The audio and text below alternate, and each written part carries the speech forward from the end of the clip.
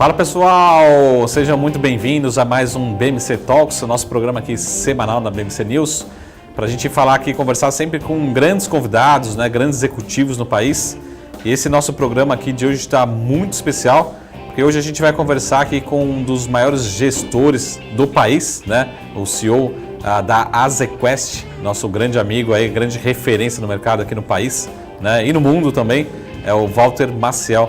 Muito obrigado, muito boa tarde, Walter, muito obrigado pela presença, como sempre, né, todo o time aí da AZQuest sempre muito disponível, muito acessível, né? Saravalho, boa tarde, quero agradecer a você e a BMC o convite, é um prazer estar aqui com vocês mais uma vez.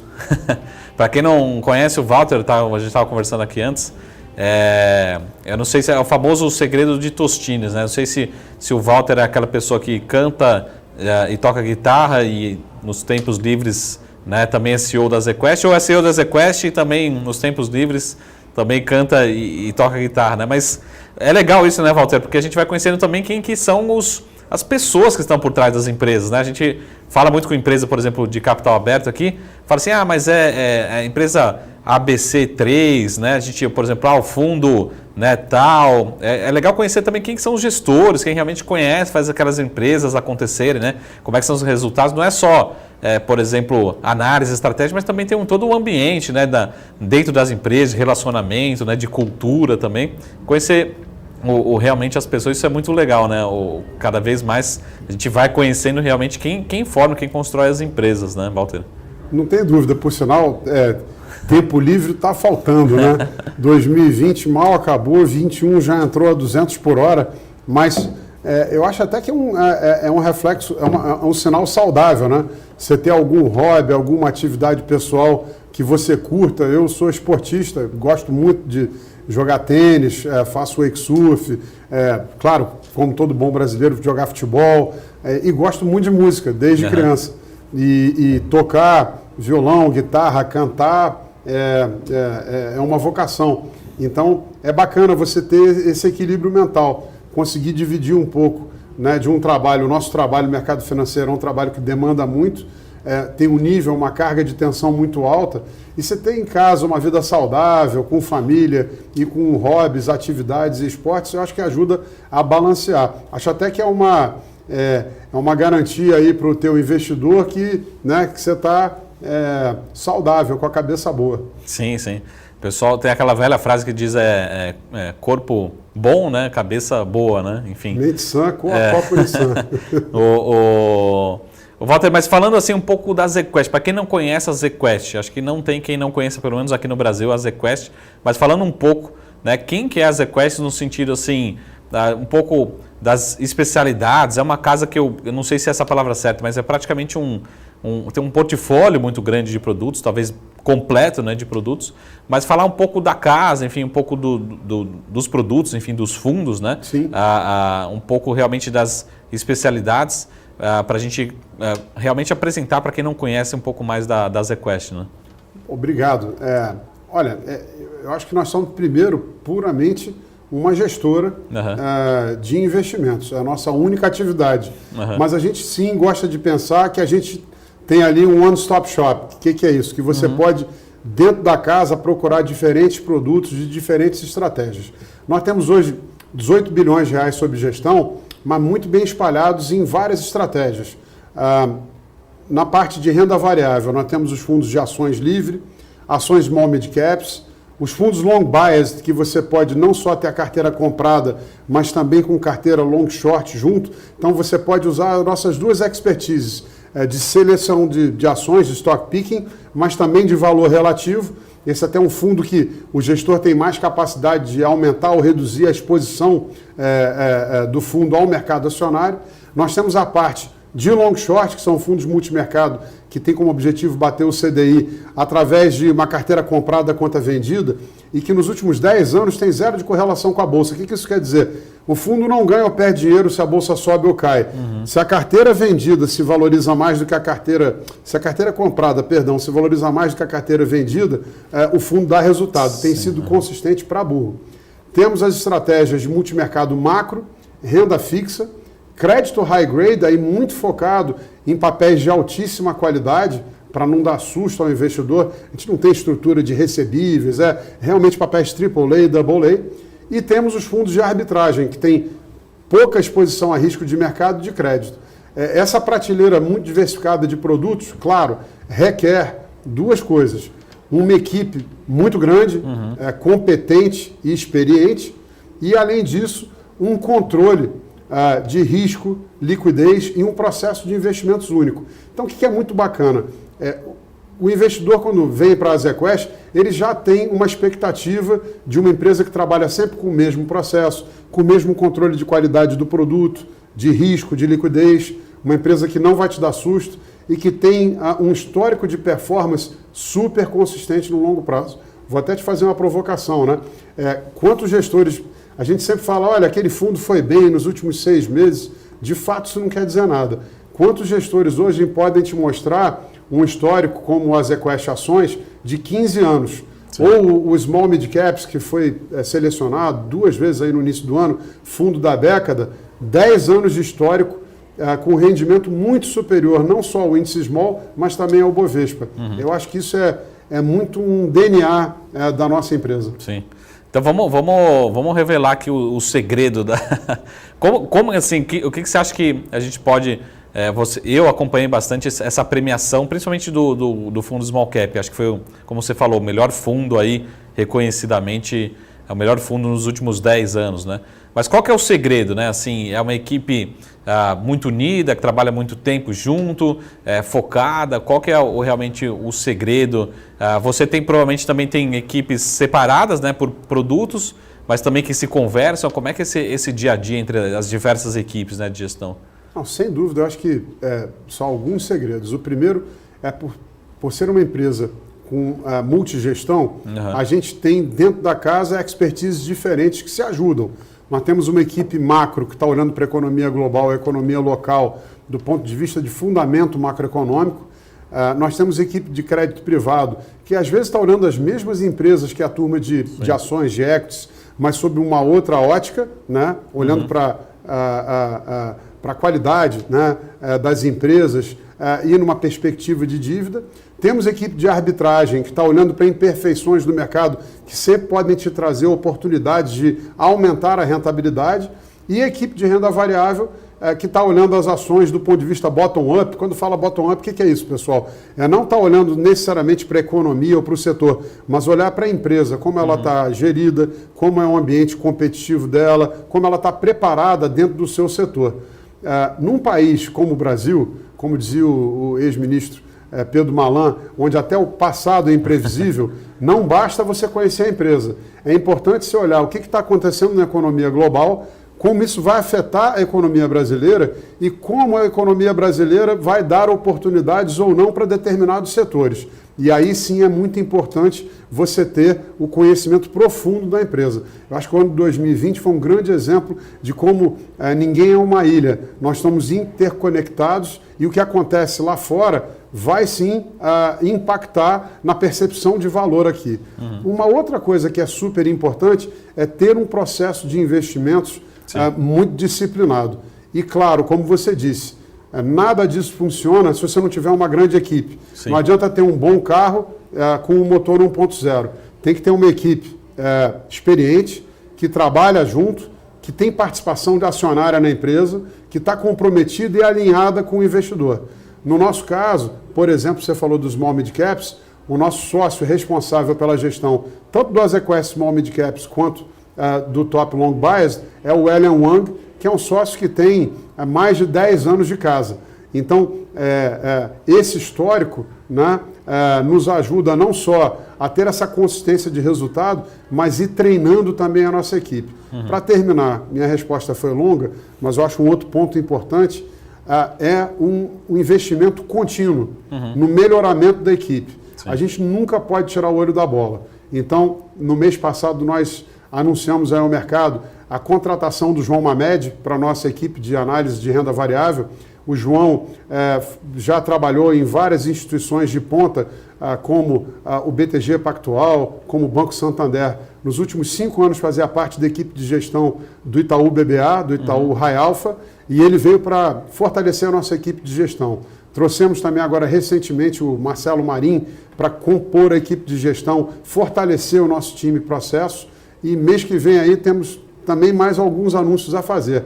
Então esse investimento constante te permite também ampliar a cobertura de um mercado com tantos IPOs, né? Que vem novidades, mais empresas e setores para cobrir. Você tem que ter um time cada vez mais robusto, senão você não consegue entregar para o teu investidor a qualidade de performance que ele espera. Uhum.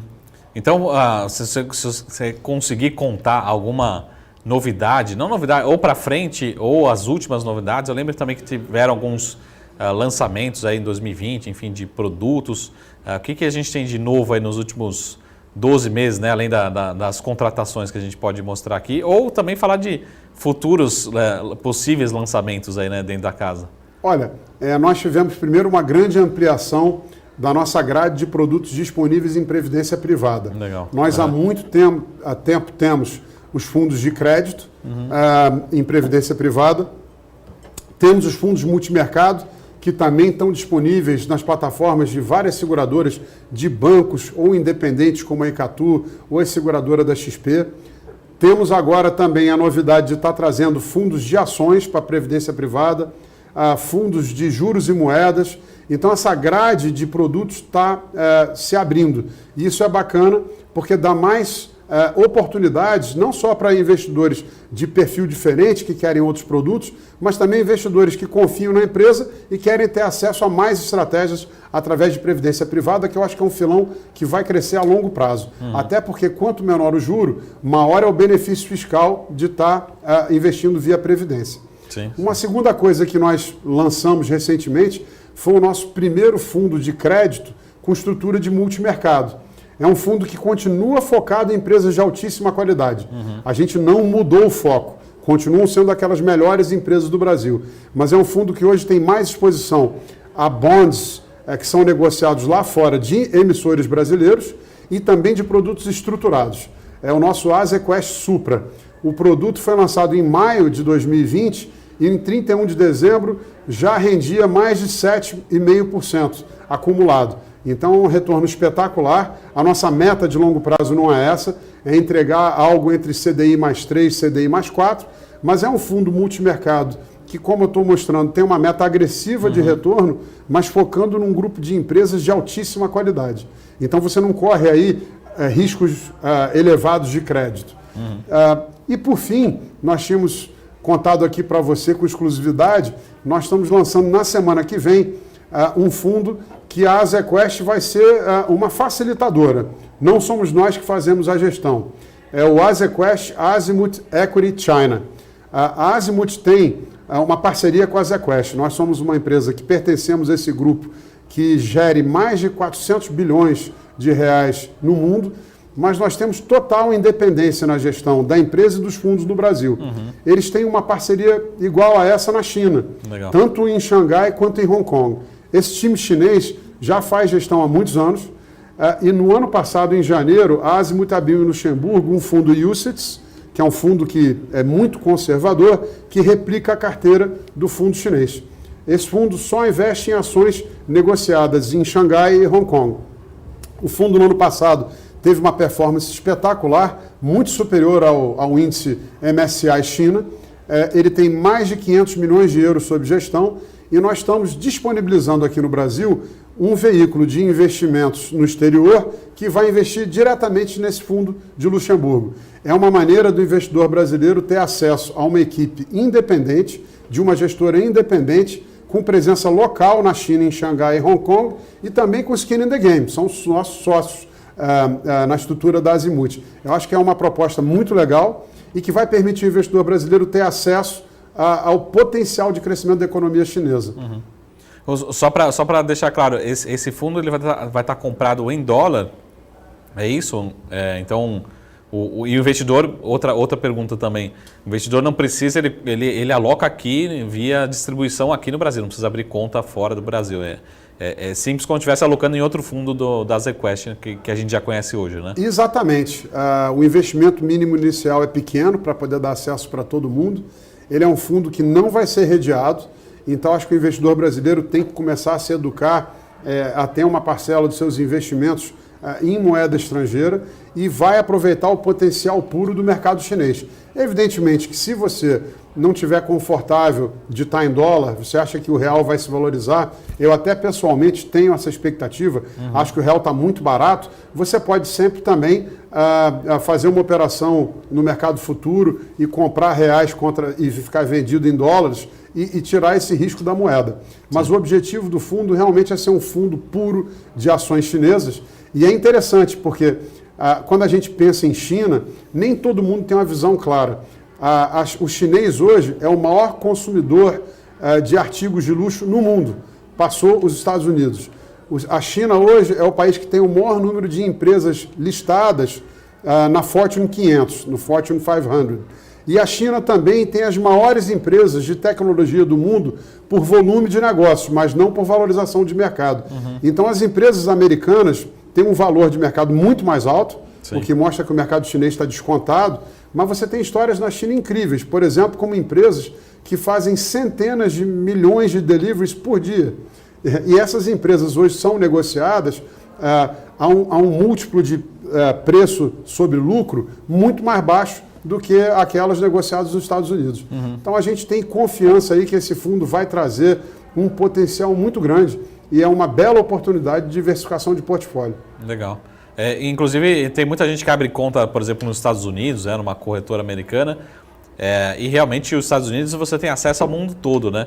Mas uma parte do mundo a gente não consegue ter acesso, né? Que chama-se China, né? Que é ainda muito fechado para... A gente não são as empresas chinesas, pelo menos grande parte delas, a gente não consegue acessar via mercado americano, né? Então precisa ter um veículo realmente que consiga, né, acessar esses mercados, principalmente chinês, né? Eu acho que essa é a oportunidade. Você tem a segunda maior economia do mundo, que cresce a uma velocidade muito mais acelerada do que os Estados Unidos e a Europa. A China esse ano deve crescer 7,5%, e esse crescimento é reflexo do crescimento das empresas. Sim. Então você tem uma taxa de crescimento de lucros muito grande, mas num mercado que é muito barato comparado aos países desenvolvidos. Existem razões para isso? Existem. É claro que a regulação nos Estados Unidos é muito maior, tem um pouco mais de transparência, mas nós temos uma equipe grande de profissionais chineses experientes. O CEO da Azimut China, o Stefano Chow, morou 11 anos em Milão, fez faculdade nos Estados Unidos, então sabe o que a gente está esperando do ponto de vista de diligência, e ele e a equipe dele estão ali com presença local para diminuir o nosso risco, né, para saber no que você está investindo. E os resultados têm sido fantásticos. Então é um fundo que eu estou ansioso para que o fundo seja aberto, para que eu possa também colocar um pouquinho lá. Legal, avisa todo mundo depois. Lembrando que o lançamento é semana que vem já, né? Depois do carnaval aqui. Isso aí. O carnaval que vai ter ou não vai ter, a gente está meio confuso, mas... Se vai ter carnaval, eu não sei, mas aparentemente o mercado vai fechar. Nesse sentido, né? De vai ter ou não vai ter, né? Eu digo, sempre a gente aqui que está no mercado financeiro acompanha a Bolsa e a Bolsa não vai estar operando, né, nos dias de carnaval normal, tradicional. Mas falando um pouco aqui de estratégia, como é que está a cabeça hoje da ZQuest como um todo, né? Vocês estão animados com o Brasil, estão, entre aspas, comprados em Brasil, acha que o Brasil agora tem potencial, né? Lembrando que o ano passado a gente acabou tendo muita volatilidade, acabamos subindo, olhando para a Bolsa aqui, mas acabamos tendo um certo desempenho um pouco pior do que até outras grandes economias, né? Será que esse ano agora a gente tem argumentos para ficar mais otimista com o Brasil? Esse é o ano de Brasil? Como é que está a alocação mesmo, a posição mesmo, olhando para, de uma forma geral, né, mercados emergentes, fora, né? Enfim, como é que está a cabeça de vocês por lá na ZQuest? Eu estou muito animado, né? Nós estamos muito animados com o Brasil. É evidente que o Brasil sofreu muito com a própria volatilidade que foi criada por nós mesmos, né? O mundo passou por uma crise muito complicada, mas o Brasil até que atravessou essa crise direitinho. Primeiro, nós tínhamos sim um problema fiscal que foi criado inicialmente lá em 2012 e ficou um legado para todos nós de ter que lidar com o descontrole das contas públicas. Fizemos uma reforma da Previdência que foi suada, demorou para sair, e quando essa reforma da Previdência parecia endereçar esse problema, veio a pandemia e nos colocou de novo em outra situação. Mas a gente deveria, na minha opinião, olhar isso tudo sob uma outra ótica. Veio uma pandemia, desorganizou a economia mundial, paralisou as atividades e o Brasil, apesar de não ser mais um país pobre, somos um país rico, tem muita desigualdade de renda e uma parcela grande de emprego informal. Então essas pessoas iam ficar expostas à crise, expostas a passar por necessidades, a fome, não ter emprego, não poder trabalhar. E o governo deu uma ajuda que foi uma das maiores entre os países emergentes, certamente dos emergentes ocidentais, a maior que foi feita. E eu não vejo isso com maus olhos. Acho que o governo fez a coisa certa, né? Inclusive de cuidar daquelas pessoas que não tinham uma rede de proteção. Porém, nós conseguimos evitar que no meio dessa ajuda toda fosse usado o argumento da crise para estourar as contas públicas, especialmente para resgatar estados e municípios que não têm feito o seu dever de casa. Vou dar um bom exemplo. O Rio Grande do Sul tem feito um ótimo trabalho, né, de reequilibrar as contas, de ter um programa disciplinado, né, de gestão do Estado. Outros estados não fizeram isso. Então havia ali sim uma vontade de misturar as coisas e estourar o teto. O governo conseguiu atravessar 2020 sem fazer aquilo que alguns pregavam, né? No começo do ano a gente tinha um cenário prospectivo muito agressivo. As pessoas viam um governo com pouca popularidade, com nenhuma articulação no Congresso, com muito tumulto criado por pessoas que orbitavam em torno do presidente, o prognóstico era de que isso ia levar a uma desorganização e muito mais, de que as tentações de não seguir a agenda do ministro Paulo Guedes de disciplina fiscal seriam grandes demais. Bom, o importante aqui não é quem faz gestão, não torce, não tem partido político. Sim. O nosso partido é dar retorno nos fundos. Mas nós temos que ter uma análise isenta da economia. E a economia depende, sim, da política. Atravessamos 2020 sem que nada disso tivesse acontecido e entramos agora em 2021 com uma articulação política muito melhor. Sim. O governo, sim, teve uma vitória muito importante, tanto na Câmara como no Senado, e agora tem todas as condições de entregar as tão desejadas e necessárias reformas. Então, agora sim, a gente vai poder criticar, cobrar e jogar pedra se isso não for feito.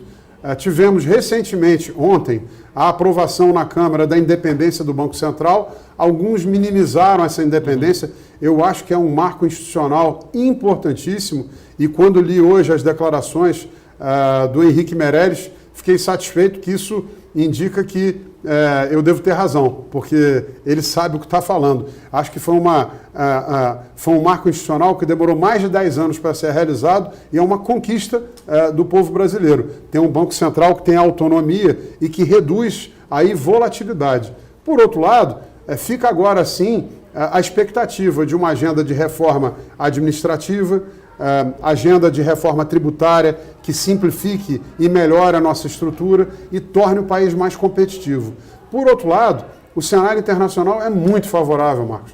Então, quando a gente olha o que aconteceu, a eleição do Joe Biden, você tem um mundo hoje com muito menos tensão, com um ambiente muito mais pró-comércio. Os Estados Unidos têm aquela maquininha que todo mundo queria ter, que é a de impressão do dólar. Então, eles vão sair dessa crise necessariamente muito melhor.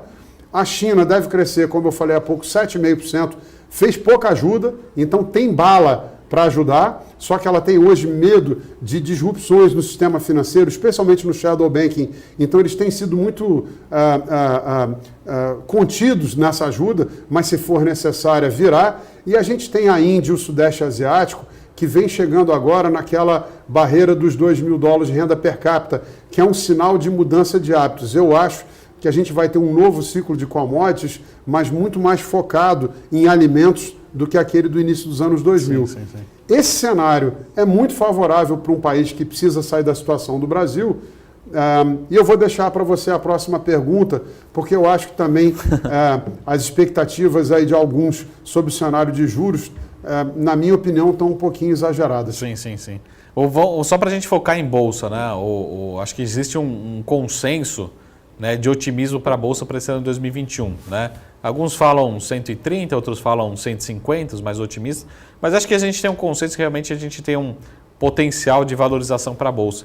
A minha pergunta é a seguinte, as possíveis reformas, né? Será que a Bolsa ela sobe independentemente das reformas ou será que as reformas elas são um booster, né? Elas são um upside a mais para o Ibovespa?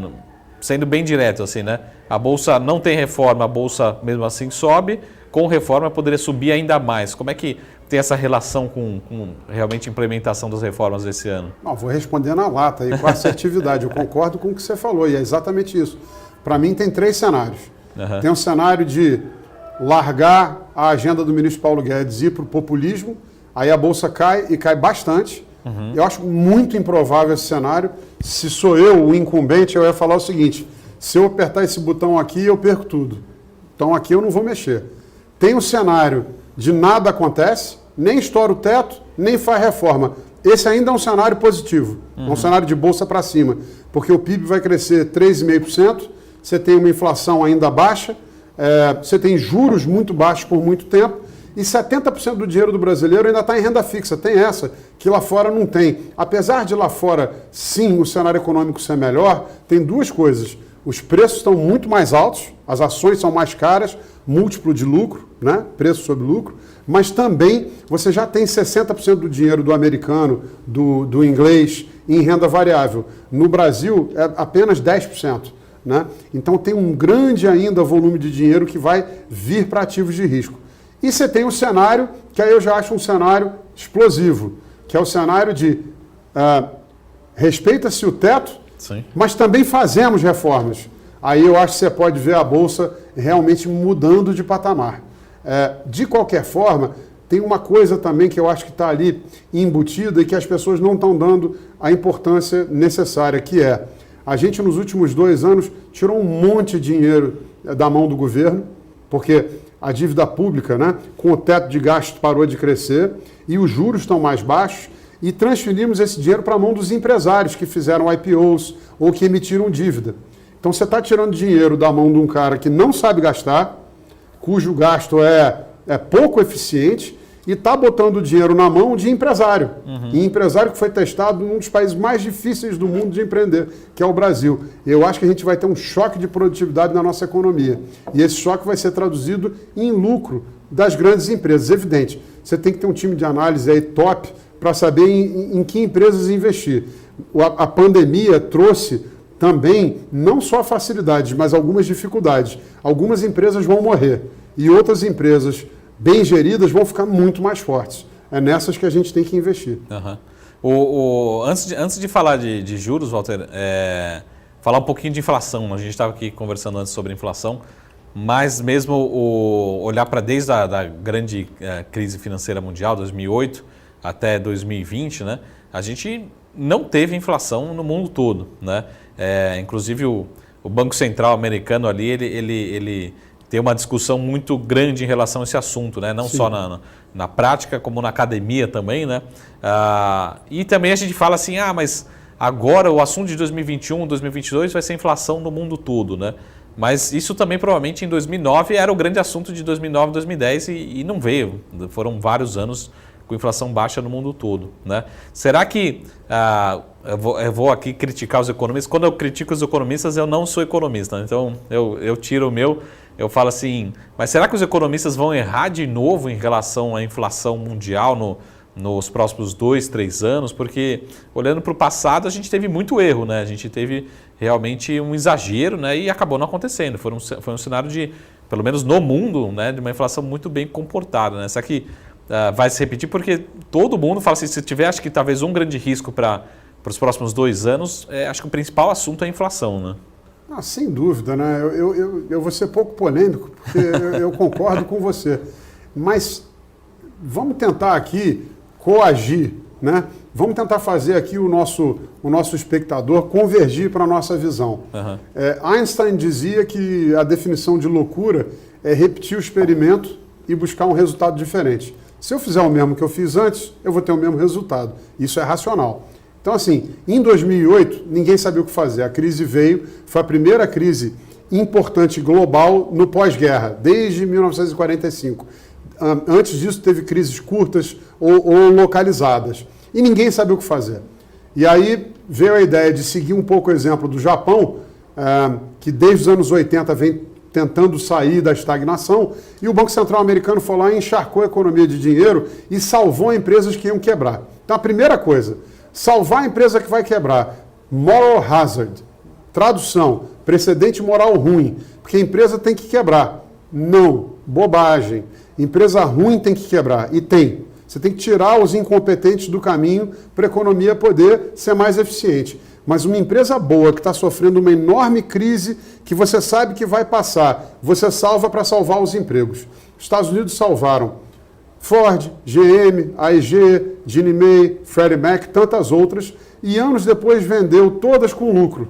Então não houve prejuízo, houve lucro. A população saiu ganhando com isso. E salvou-se dezenas, centenas de milhares de empregos. Então, deixar a Lehman Brothers ir embora ali naquele momento foi uma bobagem e nós aprendemos com ela. Só que tinha, na época, uma crítica muito mais apocalíptica, né? Que era de que a injeção massiva de liquidez dos mercados iria gerar hiperinflação no mundo. Eu sou economista e eu aprendi que inflação acontece quando tem mais gente comprando do que gente vendendo. Quando você tem um problema de oferta ou um estouro da demanda, você tem inflação. O que aconteceu em 2008? Uma crise violenta que empobreceu todo mundo e reduziu a capacidade de consumir. Então, quando o dinheiro foi injetado para dar mais liquidez e salvar o sistema, ele não foi usado para consumo, ele foi usado para resgate. Os países venderam o futuro, se endividando, para salvar o presente. Quando a gente chegou em janeiro de 2020, 12 anos depois, como o mundo estava? Isso é importante. Em 2017, o governo americano tentou retirar esses estímulos. A economia americana quase capotou. Aí o Banco Central americano deu um cavalo de pau e falou, não, isso não vai funcionar. Vamos manter os estímulos, porque senão o país vai parar de crescer. E aí veio o Trump, e com tudo que ele possa ter feito de errado, se ele fez muito certo, fez lá um programa de redução de impostos para estimular a atividade. Quando a pandemia chegou, como é que era o mundo? Era assim, China cresce, mas vem crescendo menos. China que já cresceu 15%, 12% ao ano, agora está crescendo 6,5%, 6%. A Europa não cresce, o Japão está tentando crescer e os Estados Unidos, graças ao estímulo fiscal, começaram a pegar no tranco. Vão, talvez, aí pegar no breu e a economia americana carregar o mundo. Sim, sim. Como era o ambiente de inflação? Lembra, em janeiro de 2020, todo mundo dizendo, puxa, os juros na Europa são negativos. Sim. Os juros nos Estados Unidos são quase zero, porque a inflação era muito baixa. O Lawrence Summers, ex-presidente do Banco Central americano, ex-dean de Harvard, tem uma tese sobre o novo normal e que essa injeção de liquidez reduziu a velocidade de circulação da moeda. Eu acredito nessa tese. Mas mais importante, o que foi feito agora no começo de 2020, quando a pandemia apareceu? Todo mundo já tinha o exemplo de 2008 e todo mundo foi muito rápido em fazer estímulos iguais, só que talvez 7, 8 vezes maiores. Eu acho que é irracional achar que esses estímulos vão ter resultados muito diferentes olhando para frente. Sim, claro. Você acha que essa leitura também é uma consequência agora para os juros, né? Pelo menos não nos Estados Unidos, né? Acho que nos Estados Unidos essas discussões no 2021 acho que estão pelo menos mais distantes. Mas aqui no Brasil a gente tem uma incerteza e aqui no Brasil muda o discurso muito rápido, né? O discurso assim na percepção do mercado financeiro muito rápido, né? Olhar algumas 2, 3 semanas atrás os juros ia subir em março, aí passa, vem um indicador e fala não deve subir em março, enfim. Será que também a gente tem, acho que duas possibilidades, né? Que é o mesmo lado, a mesma moeda, né? Então a gente tem risco, né? Ou seja, você pode errar também nessa precificação, nesse cenário, mas também você tem oportunidade, né? No sentido de fazer negócios, enfim, acho que quem conseguir desenhar bem esse cenário pode também ganhar muito dinheiro, né? Será que juros também, o mercado pode estar um pouquinho exagerando, né? Já que em 2020 acho que ficou bem claro isso, né? A gente realmente estressou em vários ativos, mas eu acho que o ativo, um dos principais ativos que teve um estresse aqui no Brasil foi os juros, né? Aquela percepção assim que o Brasil vai quebrar, né? Enfim, acho que pelo menos essa é a minha visão, talvez uma visão mais radical, né? O pessoal esqueceu de olhar para o relativo, né? Quando você olha lá a corrida dos cavalinhos lá do Fantástico no futebol, você vê um cavalinho correndo em relação ao outro, né? O Brasil aumentou o endividamento dele, mas o mundo inteiro também aumentou. Isso faz com que o mundo seja mais leniente com a questão da dívida, sim. Até porque um país que pagava 20, 25, 15% de juros ao ano, hoje paga 2%. Então o serviço de dívida diminuiu. Um pouco do que a gente viu de inflação foi muito mais por desorganização da oferta do que por força da demanda. A crise desorganizou as cadeias de produção. Isso criou alguns gargalos, especialmente em alimentos, e aí a gente viu uma alta da inflação, mas que não é estrutural, que vai começar a ser diluída agora ao longo do tempo. Uma outra coisa, os estímulos dados pelos governos foram importantes, mas as pessoas apanharam muito, perderam emprego, perderam renda. Quando que o Brasil vai recuperar o nível de emprego pré-crise? Vai levar bastante tempo. Então, como é que você pode esperar uma explosão da demanda que cause inflação se em algum momento a ajuda emergencial está acabando e a economia ainda não cresceu o suficiente para recuperar esses empregos? Eu acho também que essas expectativas de altas muito fortes de juros são irrazoáveis. O Jerome Powell, né, presidente do Fed, hoje mesmo de manhã, comentou que os juros americanos ficarão acomodatícios por muito mais tempo, por essas razões. E os juros americanos são um parâmetro para os juros aqui no Brasil, porque quando alguém vai investir em qualquer outro mercado que não os Estados Unidos, você está olhando o prêmio de risco que a gente paga acima do prêmio americano. Eu acho que algumas coisas aí têm que ser colocadas no quadro. A primeira coisa é que eu acho que os Estados Unidos vão manter juros muito baixos por bastante tempo. A segunda coisa é que eu acho que quando a ajuda emergencial passar, vai ter uma queda de demanda. E a gente ainda tem muita oferta no mercado de trabalho. O que isso quer dizer? Que eu posso contratar pessoas sem aumentar o salário, porque tem muita gente procurando emprego. Sim. E a gente tem muita capacidade ociosa na indústria. Quer dizer que eu posso produzir mais sem aumentar meus custos, porque eu não preciso investir. Isso tudo é desinflacionário.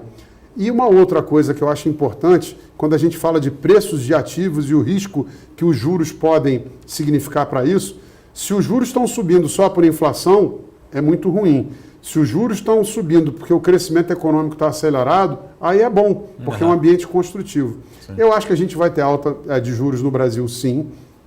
O nível de juros hoje é muito baixo e, na minha opinião, foi uma atitude absolutamente correta do Banco Central em função da crise econômica pela qual o país passou, e nesse ano a gente vai precisar fazer uma correção. Sim. Se virar em março, eu não sei, eu acho que a probabilidade de vir ainda no primeiro semestre se elevou muito, creio até que virá, mas acho que será uma alta muito mais moderada do que alguns esperam, e eu acho que tudo na vida é uma questão de bom senso. Se eu estou lá do outro lado e hoje sou a autoridade monetária, eu ia estar dizendo o seguinte: deixa eu aumentar gradualmente, porque eu tenho tempo para fazer isso. Eu não tenho motivo para tomar uma decisão radical e levantar os juros muito rapidamente. Eu vou fazendo isso gradualmente e sinalizando para o mercado. O que é importante é que em algum momento as expectativas, né, se acomodem, porque é muito pouco importante o juro de curto prazo. E o que me incomoda muito mais hoje é a inclinação da curva. Sim. Então, se você conseguir desinclinar a curva e dar sinalização para o mercado, a resposta, inclusive dos ativos de risco, pode ser muito positiva. Sim. Esse movimento que você falou, de repente o Banco Central faz só um aumentinho ali, só para falar, estamos vivos, estamos aqui de olho, né? Vocês fiquem aí despreocupados que a gente tá olhando aqui. Mas, Walter, um bate-papo... Vou só te interromper rapidíssimo, mas, pessoal, se os juros forem 3,5%, um aumento de 2 para 3,5%, o que muda? São os juros mais baixos que a gente viu nas nossas vidas. Não muda nada. Não muda nada da perspectiva de crescimento, da perspectiva de necessidade de investir em bolsa, de diversificar o seu portfólio. De novo, aquela peça do Shakespeare, é muito barulho por nada. Eu acho que é uma questão pouco importante. O que eu acho é que uma elevação dessa de juros pode favorecer muito o real. Sim. O real realmente pode se valorizar fortemente contra o dólar. A nossa balança comercial tem respondido muito positivamente e o real é a moeda da cesta emergente que mais se desvalorizou em relação ao dólar. E eu não acho que os fundamentos do Brasil são muito piores do que os dos nossos competidores em emerging markets. Bom, muito bom. Ô Walter, eu digo sempre que um bate-papo bom ele passa muito rápido, né? Então eu vou fazer minha última pergunta, que é a mais fácil de todas, né? É a mais tranquila. Olhando para os principais investimentos aqui para o Brasil, por exemplo, né? Vamos pegar assim, juros, dólar e como você falou, real e a bolsa, né? Onde que tem, de certa forma, um prêmio mais fácil, né? Eu digo, quando eu falo prêmio, não quer dizer que vai se valorizar mais, mas ajustado pelo risco, né? Não dá para comparar renda fixa com renda variável, né? Mas aonde que tem, na visão de vocês, onde tá o prêmio? Ou vocês acham que tem prêmio nesses 3 principais ativos? A gente pode ter retorno bons, aí, né? Como você falou, o nosso real se valorizando, enfim, qual que é a expectativa em relação às oportunidades dentro desses 3 principais mercados, né? 3 principais opções? Eu acho que tem oportunidade nos 3. E eu acho que um bom gestor consegue ganhar dinheiro sempre. Evidentemente que pode ser que tenha um pouco mais de oportunidade num do que no outro. Então, assim, eu vejo uma oportunidade interessante na moeda, no real, mas ela é dependente do respeito ao teto. No caso de a gente ir para aquela alternativa do populismo, o real poderia aí sim sofrer uma forte desvalorização, mas eu acho que na manutenção do teto, e se acontecer alguma reforma, eu acho que o real pode se valorizar fortemente como o dólar, como eu falei. Mesmo sem alguma reforma, acho que uma valorização gradual vai acontecer. Acho que em bolsa a oportunidade é imensa, mas lembrem-se, não é bolsa ou Bovespa. A oportunidade é imensa nas boas empresas. Tem empresas que vão se valorizar muito mais do que o Bovespa e a gente também tem uma boa oportunidade em ações no exterior. Eu acho que, de novo, um dos efeitos do pacote de 2008 foi aquela dicotomia que a gente fala Wall Street contra Main Street, que é o quê? Os ativos listados financeiros performarem muito melhor do que a vida real, a economia, o emprego, o dia a dia. Por quê? Porque um mundo com excesso de liquidez e juro muito baixo, o rico investe e o pobre se endivida, né? Então isso aconteceu de 2008 para 2020. Com um estímulo 7, 8 vezes maior, né? Vai acontecer e talvez numa proporção ainda maior. Então está muito cedo para falar em bolha. E no mercado de juros, não necessariamente o tamanho do prêmio que o gestor vai encontrar está enquanto o juro de curto prazo vai subir ou não, mas está muito mais nos prêmios embutidos na curva de longo prazo. Lembra que no mercado de juros, a gente chama de juros uma gama muito grande de ativos. Você tem ativos pré-fixados, ativos pós-fixados, você tem ativos de longo prazo, como as NTNBs, que tem desde curtas até NTNBs de 30 anos, e você tem a inclinação das curvas, né, precificadas no mercado futuro. E temos também oportunidade nos juros lá fora. Juros americanos, juros europeus. Então, de novo, eu acho que um bom gestor tem um menu aí grande de opções para navegar. Mas minha opção número 1 seria a renda variável e câmbio. Muito bom. Walter, muito obrigado pela aula aí, pela participação. Eu tô anotando aqui, deixar o site também. Para quem não conhece, é só seguir lá azequest.com.br. Como se fala mesmo? Depois o Z, né? Depois Quest normal, azequest.com.br. Lá tem todas as informações dos fundos disponíveis, rentabilidade, até ter o contato RI. Deixar aqui um grande abraço aqui para o time de RI, que sempre nos atende muito bem, a todo mundo. Walter, deixa um recado final, né? Eu acho que pelo menos acho que é um recado. 2020 foi diferente, né? Difícil dizer se foi bom, se foi ruim, mas foi diferente. Mas acho que 2021 a gente tende a entrar pelo menos com o pé direito, né? Ou seja, com otimismo, né? Diferenciado, diferente do que foi pelo menos o ano passado. O ano passado, no mínimo, foi diferente, né? Difícil dizer que foi ruim, assim, porque a gente teve desafios, né? Mas esse ano também não quer dizer que a gente não tenha desafios, mas acho que pelo menos hoje acho que o recado é positivo, né? Então eu queria só que você deixasse o recado final aqui para todo mundo que está nos assistindo. Muito obrigado, Saravalho. Mais uma vez, é um prazer estar aqui, eu agradeço o convite. Bom, quem quiser nos seguir, além do site, pode também nos seguir no Instagram, no LinkedIn. Nós temos tido aí conteúdos sempre divulgados nas redes, inclusive com vídeos mensais, entrevistas com os nossos gestores e também de assuntos que não estão no dia a dia, mas interessam a todos. Eu acho que o recado primeiro que ano passado foi um ano duríssimo, sim, do ponto de vista pessoal, né? Uma doença que acarretou em mortes, que afetou a vida de todos, mas agora a gente tem a vacina. Então, a vacina ela é um limite, né, para o final dessa crise.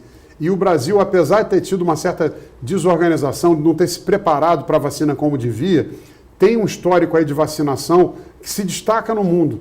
Então a gente já tem surpreendido com a velocidade que a gente tem conseguido vacinar e eu acho que aí no meio do ano a gente já vai ter atravessado o lado pior dessa crise. E acho que o recado final, eu estou mais velho, já tenho 30 anos de mercado financeiro, eu vou lembrar de um ídolo aí do meu pai, que era o Nelson Rodrigues, que falava que o brasileiro tem complexo de vira-lata, né? Eu acho que a gente tem um grande país na mão. Para quem já viveu congelamento de preços, congelamento de conta corrente e poupança, banda diagonal endógena, controle de capitais, né, discussão moratória de 87 do Dilson Funaro. Hoje, a nossa discussão no Congresso está muito mais sofisticada. É fazer ou não uma reforma tributária, fazer ou não uma reforma administrativa, como acelerar as privatizações. Eu acho que a conversa está muito mais elevada e muito mais alinhada com um país que busca o desenvolvimento econômico. E acho que esse ambiente de juros baixos é uma coisa que nunca nenhum de nós viu. O que juros baixos podem acarretar na economia brasileira a longo prazo? Então a gente está vivendo talvez a época de ouro do mercado de capitais brasileiro. Uma coisa que todos nós sempre sonhamos e nunca achamos possível. E agora que veio, tem muita gente com medo, né? Eu acho que é hora de perder o medo e de começar a progressivamente colocar mais risco, porque eu acho que, de novo, o futuro vai ser, se não será brilhante, eu espero que seja, vai ser muito bom para todo mundo. Muito bom. Talvez o Brasil do futuro esteja chegando, né? Esteja mais próximo, né? Sem dúvida. Eu acho que tem muito, principalmente nesse eixo aqui, Faria Lima, Leblon, tem muito cara que acha que o Brasil, por não ser os Estados Unidos, é uma porcaria. Quem sabe daqui a 20, 25 anos, a gente não consegue ser um Chile, né? Sim, ou sim, se sim. mirar no exemplo de uma Espanha, né? Já ia ser uma mudança, uma transformação fantástica. E quem como nós está há muito tempo no mercado, trabalhando, viu as transformações desses últimos 30 anos. Nós fizemos uma série de coisas importantes. Nós conseguimos fazer privatizações, conseguimos controlar uma hiperinflação, conseguimos conduzir processos de impeachment sem enfraquecer as instituições. Nós temos um país bacana na mão. E nós temos uma classe empresarial e especialmente no mercado financeiro, muito bem preparada comparada com outras no mundo. Então, tem que estar animado sim. Acho que quem não está animado acaba perdendo o bonde. Muito bom. Ô, Walter, muito, muito gentil, muito bacana o bate-papo. Muito obrigado. Espero estar aqui outras vezes, né? Também com todo o time. Mandar um grande abraço. Obrigado novamente. Espero vê-los muito em breve. Ter uma ótima semana. Boa semana, muito obrigado. Pessoal, a gente esteve aqui hoje com o time da AZQuest, né? Com o Walter Maciel, que é o CEO da AZQuest. De novo, se você quiser conhecer mais, procurem os canais diretamente deles, azequest.com.br, todos os fundos, todas as informações, todas as redes sociais também estão lá disponíveis. Esse foi um programa muito, muito especial. Mandem sugestões de nomes aqui para a gente estar sempre conversando com os maiores especialistas do país, principalmente em investimentos. Tenha um ótimo final de semana e a gente se vê na semana que vem. Até mais. Tchau!